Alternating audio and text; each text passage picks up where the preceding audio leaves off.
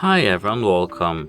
Today I have Skullcandy Riff 2 headphones and I'm going to show you how can you easily link them with your Android app. Let's get started. First we have to open our app and then click continue.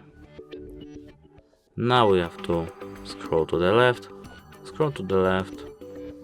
left, and now to click get started. Now we have to click continue and click don't allow. If you want to, we can click allow. Now we have to agree to terms and service and privacy policy. Now we have to enable our app to use Bluetooth. We have to click allow. Now we have to wait a moment. As you can see, our Riff Wireless 2 headphones is found. Now we have to click connect. It was an error, but it occurs sometimes.